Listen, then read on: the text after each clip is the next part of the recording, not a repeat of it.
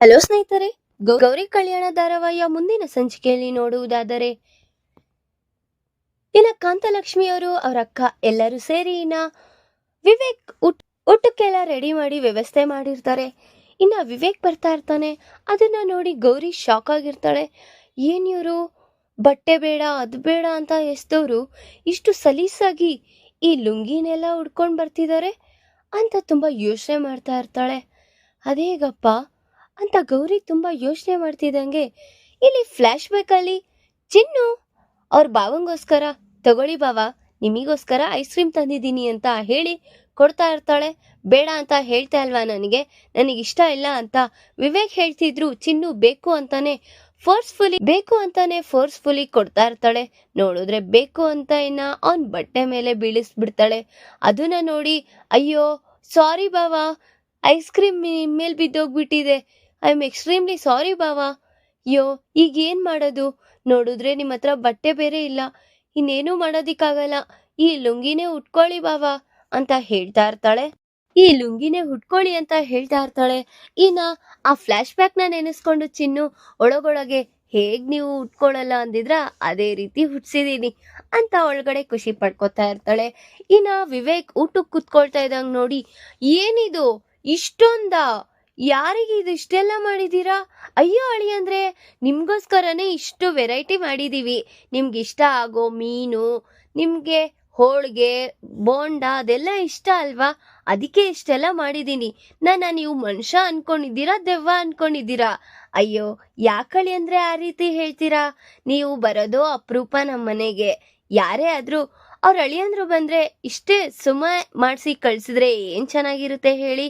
ಎಲ್ಲ ನಾನರ್ ತರ ಮಾಡಿ ತಿಂದಿ ಕಳಿಸ್ಬೇಕು ಅವರಿಗೆ ಅಂತ ಹೇಳ್ತಾ ಇರ್ತಾಳೆ ಕಾಂತಲಕ್ಷ್ಮಿ. ಆಗ ಸರಿ ಊಟಕ್ಕೆ ಕೂರೋಣ ಅಂತ ವಿವೇಕ್ ಕೂರ್ತಾ ಇದ್ರೆ ಆ ಬಾಳೆ ಎಲೆನ ನೋಡಿ ಅವನಿಗೆ ತುಂಬಾ ಶಾಕ್ ಆಗಿರುತ್ತೆ. ಏನಿದು ಇಷ್ಟು ದೊಡ್ಡದು, ನಾನೊಬ್ಬನ್ಗೇನಾ ಅಥವಾ 10 ಜನಕ್ಕೆ ಇದ್ಯಾ ಇದ್ರಲ್ಲೇ? ಅಯ್ಯೋ ಇದ್ ನೀವೊಬ್ಬರಿಗೆ ಅಳಿ ಅಂದ್ರೆ ಅಷ್ಟು ವೆರೈಟಿ ಇಡ್ಬೇಕು ಅಂದ್ರೆ ಗೊತ್ತಾ ಹೇಳಿ ಚಿಕ್ಕದ್ರಲ್ಲಿ, ಅದಕ್ಕೆ ಇಷ್ಟು ದೊಡ್ಡದು ಒಂದೊಂದೇ ನಿಮ್ಗೆ ಇಷ್ಟ ಆಗೋ ತರ ಲೈನಕ್ ಬಡಿಸ್ಬಿಡ್ತೀನಿ ಅಂತ ಹೇಳಿ ಎಲ್ಲ ಆ ಸಿದ್ಧತೆ ಮಾಡ್ಕೊಂಡು ಬಡಿಸ್ತಾ ಇರ್ತಾರೆ.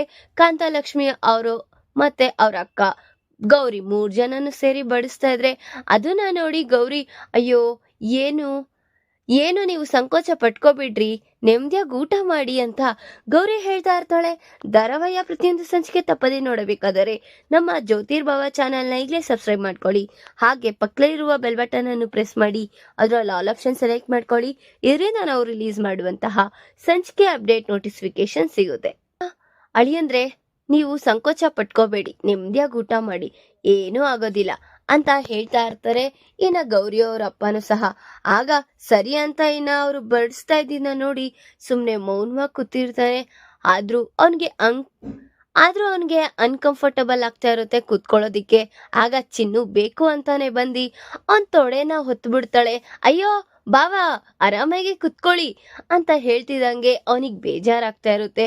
ಅಯ್ಯೋ ಏನ್ ಇವಳು ಈ ರೀತಿ ಮಾಡ್ತಿದ್ದಾಳೆ ಅಂತ ಅನ್ಕೊಳ್ತಾ ಊಟಕ್ಕೆ ರೆಡಿ ಮಾಡ್ಕೊಳ್ತಾ ಇರ್ತಾರೆ. ತಿನ್ನೋಣ ಅಂತ ಅನ್ನೋಷ್ಟರಲ್ಲಿ ಈ ಕಡೆಯಿಂದ ಮಾಡ್ಬೇಕಾಗಿರೋ ಒಂದು ಕೆಲ್ಸ ಬಾಕಿ ಇರುತ್ತೆ. ಆಗ ಹೇಗೋ ನಮ್ಮ ಅತ್ಗೆಗೆ ಫಸ್ಟೇ ರೊಚ್ಚಿಗೆ ಎದ್ದಿದ್ದಾರೆ ಅವ್ರ ಮಗನ್ ಮೇಲೂ ಮತ್ತೆ ಅವ್ರ ಸೊಸೆ ಮೇಲೆ. ಇನ್ನು ಸ್ವಲ್ಪ ಇದಕ್ಕೆ ಬೆಂಕಿ ಸುರಿಯೋಣ ಅಂತ ಹೋಗಿ, ಅಯ್ಯೋ ಅತ್ಗೆ ಏನ್ ಮಾಡ್ತಿದ್ದೀರಾ? ಅಲ್ಲ ನೀವು ಮನೆ ಬಿಟ್ಟು ಹೋಗ್ತೀನಿ ಅಂತ ಹೇಳಿದ್ರಿ, ಆದ್ರೆ ಅಣ್ಣ ತಡ್ದಿನ್ ನೋಡಿ ನನಗೂ ಏನೋ ನೀವು ಅದನ್ನೇ ನಿರ್ಧಾರ ತಗೊಂಡು ಹೋಗ್ಬಿಡ್ತೀರಾ ಅಂತ ಅನ್ಕೊಂಡೆ.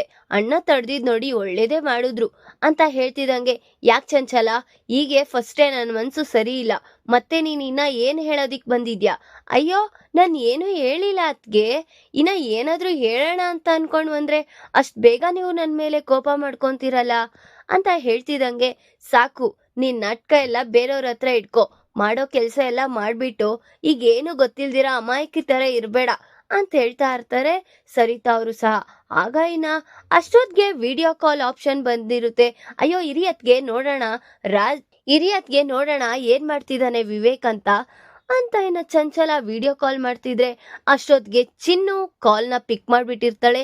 ಹೇಯ್ ನನ್ ಮಗನ್ ಫೋನ್ ನಿನ್ನ ಹತ್ರ ಯಾಕಿದೆ ಅಂತ ಸರಿತಾ ಕೇಳ್ತಿದ್ರೆ, ಅಯ್ಯೋ ಬಾವ ಊಟ ಕುತ್ಕೊಂಡಿದ್ದಾರೆ ಅವರು ಊಟ ಬ್ಯುಸಿಲಿದ್ದಾರೆ, ಆಮೇಲೆ ಮಾಡ್ತೀವಿ ಅಂತ ಹೇಳ್ತಿದ್ರು.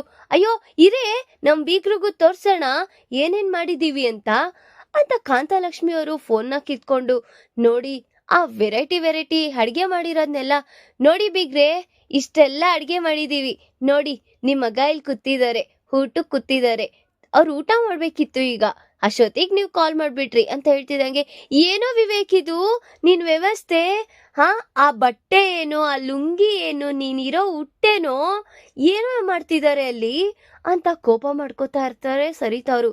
ಈಗ ಸರಿತಾ ಅವ್ರಿಗೆ ಅನುಮಾನ ಆಗಿದೆ, ಎಲ್ಲಿ ನನ್ ಮಗನ್ ದಾರಿ ತಪ್ಪಿಸ್ತಿದ್ದಾರೆ ಅಂತ. ಈಗ ನಿಜವಾಗ್ಲೂ ಅವ್ನ್ ಊಟ ಮಾಡೋ ಅಷ್ಟರಲ್ಲಿ ಸರಿತಾ ಅವರು ಆ ಮನೆಗೆ ಬಂದೇ ಬಿಡ್ತಾರ. ಮತ್ತೆ ಅಲ್ಲೇನಾದ್ರು ವಿವೇಕ್ ಮತ್ತೆ ಕಾಂತಲಕ್ಷ್ಮಿ ಅವ್ರ ಮುಂದೆ ವಿವೇಕ್ಗೆ ಗ್ರಾಚಾರ ಕಾಯ್ದಿದ್ಯಾ ನನ್ನ ಮುಂದಿನ ಭಾಗದಲ್ಲಿ ತಿಳಿಸ್ಕೊಡ್ತೀನಿ. ಈ ವಿಡಿಯೋ ಇಷ್ಟ ಆದ್ರೆ ಲೈಕ್ ಮಾಡಿ, ನಿಮ್ಮ ಫ್ರೆಂಡ್ಸ್ ಹಾಗೆ ನಿಮ್ಮ ರಿಲೇಟಿವ್ಸ್ಗೂ ಶೇರ್ ಮಾಡಿ ಅಂಡ್ ಕಮೆಂಟ್ ಮಾಡಿ. Thanks for watching.